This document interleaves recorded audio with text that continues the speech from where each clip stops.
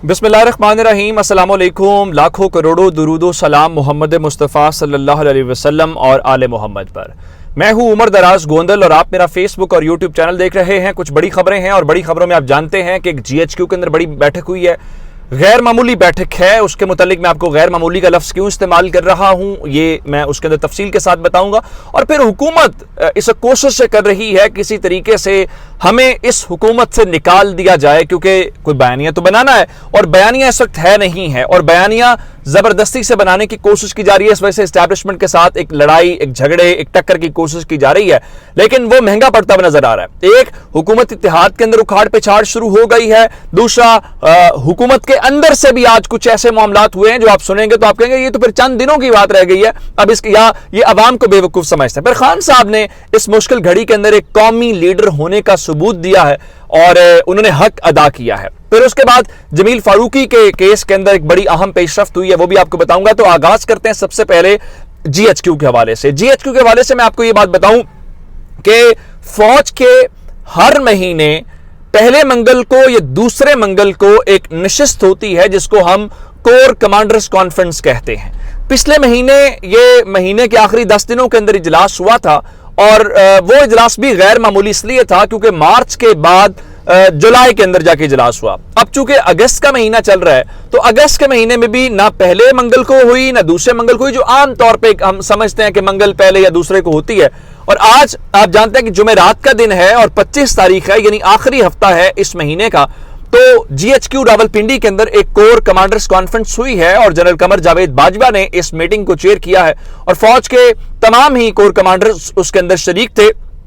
और उसके अंदर इब्तदाई तौर पे जो कहा गया है कि सबसे पहले फौज को जो मुतल्लिका लोग हैं उनको कहा गया कि जनाब सलाह अफजदगान का जो मसला है उसके ऊपर मदद की जाए। जो रिलीफ एंड रेस्क्यू का ऑपरेशन है उसमें भरपूर फौज अपनी मुआवनत करेगी, जो कि आमतौर पर सिविलियन गवर्नमेंट उनको बुला भी लेती है। दूसरे नंबर के ऊपर चल के जो इंपॉर्टेंट चीज है वो मुल्की और गैर मुल्की जो अहम मामलात हैं, जो सिक्योरिटी से जुड़े हुए हैं, कौमी सलामती से जुड़े हुए हैं, उनके ऊपर बात करना बहुत जरूरी है। आप जानते हैं कि इस वक्त फौज ने मौजूदा क्राइसिस, मौजूदा जो भी सूरत हाल है उसके ऊपर कोई कमेंट नहीं दिया, सिर्फ और सिर्फ यही कहा है कि मजमूई मुल्की और गैर मुल्की सूरत हाल के ऊपर गौर किया गया है। लेकिन ये वो बयान है जो मीडिया के अंदर जारी होता है। फौज के जब कोर कमांडर्स बैठते हैं तो वहां पे चूंकि आर्मी चीफ की जो पोजीशन होती है वो हेड उस सरबराह के जरूर हैं, लेकिन वो सारे ही लेफ्टिनेंट जनरल्स बैठे होते हैं। The first among the equals वाला उसूल होता है। वो यहाँ पे ये नहीं होता कि जी वो सवाल नहीं कोई हो सकता, जी डिबेट नहीं होती, बड़ी एक अच्छे तरीके से सवालात होते हैं, कौमी पॉलिसी के ऊपर बातचीत होती है। लेकिन एक सिनेरियो आपको जरूर समझना है और वो सिनेरियो है कि नून लीग अपनी तरफ से इस वक्त इमरान खान को ये बताने की कोशिश कर रही है इमरान खान लाडले हैं, इमरान खान के ऊपर किसी का हाथ है, उसी वजह से उनकी जमानतें हो रही हैं। और खान साहब एस्टैब्लिशमेंट को बड़ा वाज़ेह पैगाम दे रहे हैं और खान साहब कह रहे हैं देखें आज भी उन्होंने अदालत से निकल गया कि मैं खौफनाक हो गया हूं। अब नून लीग एस्टैब्लिशमेंट के साथ जरा थोड़ा सा चारी आंखें दिखाना, टेम्परिंग करना, लेकिन थोड़ा सा महंगा पड़ता हुआ नजर आ रहा है। उसमें सबसे पहले आज MKM के जो अमीनुल हक हैं, जो शहबाज शरीफ काबीना के वजीर हैं, वो इमरान खान के साबिक इत्तेहादी हैं, इस वक्त इस हुकूमत के इत्तेहादी हैं, वो क्या कह रहे हैं? वो कह रहे हैं जी बदकिस्मती से हमारे साथ जो मुआहिदा किया गया वो मुआहिदा पूरा नहीं हुआ, उसके ऊपर अमल दरामद नहीं हुआ। फिर आप जानते हैं कि कराची में 28 तारीख को बल्दियाती इलेक्शंस का दूसरा मरहला होना था। इलेक्शन कमीशन ऑफ पाकिस्तान ने उसको मुलतवी कर दिया। जमात इस्लामी कह रही है हम एहतजाज करेंगे, धरना देंगे और उसके खिलाफ पाकिस्तान तहरीक इंसाफ भी चाहती है कि इलेक्शंस हों और पाकिस्तान तहरीक इंसाफ ने इस बारे में बाज़ाब्ता एक दरखास्त जो है वो दायर कर दी है और इसके हवाले से उन्होंने ये कहा है कि इस दरखास्त में चीफ इलेक्शन कमिश्नर, सूबाई इलेक्शन से हुकूमत को फरीक बनाया गया है और उनका ये फैसला कलअदम करार दिया जाए। उन्होंने अपर कोर्ट से इस बारे में रुजू किया और फवाद चौधरी ने तो कल ही कह दिया था देखो अगर आप इमरान खान की मकबूलियत से भाग रहे हो तो कब तक रेत में सर छुपा के अपने आप को ये समझते हो कि सारे सिनेरियो से बच जाओगे? आप नहीं बच सकोगे, ये आपके लिए सूरत हाल नहीं है। अच्छा, अब ये आपने पीपल्स पार्टी का सुन लिया। आमतौर पे पार्टीज के अंदर इख्तलाफात होते हैं, लेकिन इख्तलाफात जैसे मैं आपको बताता हूं, खान साहब का इस वक्त तौहीन अदालत का केस है। अब उसके अंदर एक पार्टी का मौकिफ ये है कि देखें हमें अदालत से गैर मशरूत माफी मांग लेनी चाहिए, हमें हर मामले पर लड़ाई नहीं लड़नी चाहिए। اور دوسری میں آپ کو بات بتا دوں، زیبا چودھری کے خلاف اسلام آباد ہائی کورٹ کے اندر درخواست دے دی گئی ہے. یہ شہباز گل صاحب نے اپنے بھائی کے ذریعے یہی انہوں نے کہا تھا ہم ایکشن لیں گے یا شرم کرو کہ یہی الفاظ تھے. لیکن چلیں ایک اسکول آف تھاٹ دو الگ الگ ہیں. ایک کہہ رہا نہیں ہمیں جانا چاہیے اور ہمیں بتانا چاہیے ہم نے کوئی توہین نہیں کی. میں آپ کو ایک بات بتا دوں، ایک تو خان صاحب نے کیا کیا ہے کہ اپنے جو پرانے دوست ہیں ان کو بلا لیا، اور وہ حامد خان ہیں، وہ اب عمران خان کو ریپرزینٹ کریں گے توہین عدالت کیس کے اندر. میرے خیال سے یہ بڑی اچھی چوائس ہے.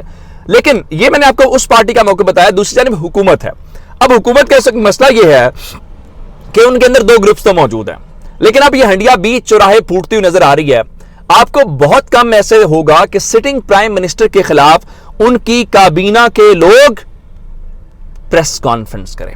آج عملی طور پہ حکومت کے وزراء نے اپنی حکومت کے اوپر عدم اعتماد کا اظہار کر دیا. آپ کو ایک بات ضرور یاد رکھنی ہے کہ این اے 108 کے اندر ضمنی الیکشن ہو رہا ہے اور وہاں پہ خان صاحب خود الیکشن لڑ رہے ہیں. عابد شیر علی ہے.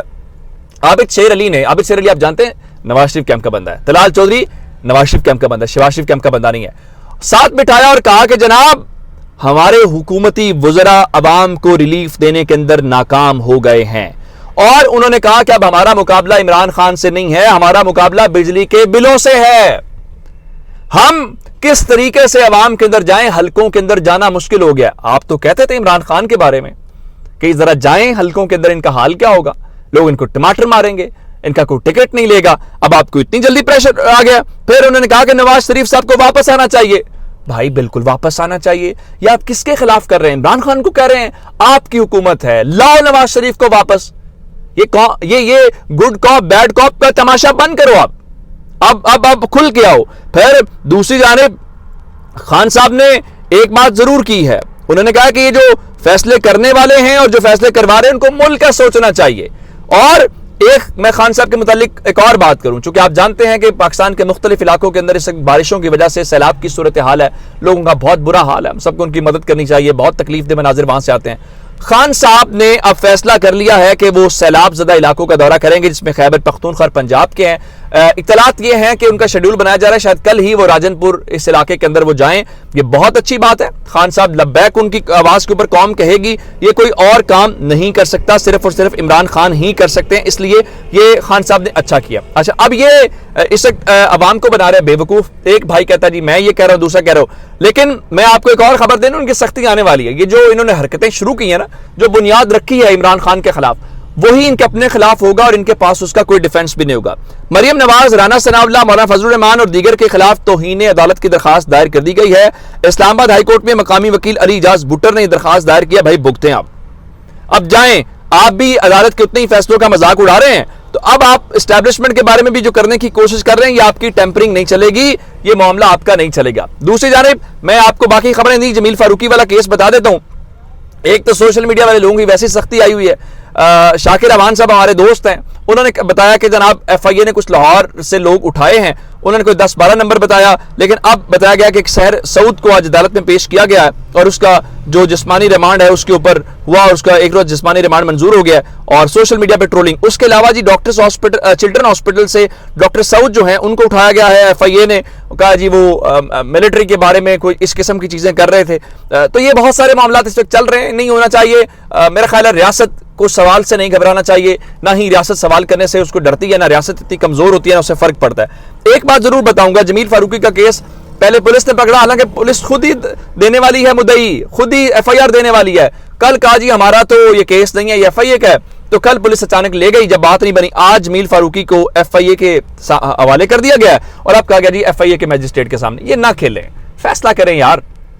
پہلے آپ نے یہ کام کیا شہباز گل کے معاملے میں، اب یہ کر رہے ہیں. اس کو ختم کریں. ادھر ادھر گھمانے والی، تکلیف دینے والی کیا اس میں بات ہے. اپنا بہت سارا خیال رکھیے گا. خدا حافظ.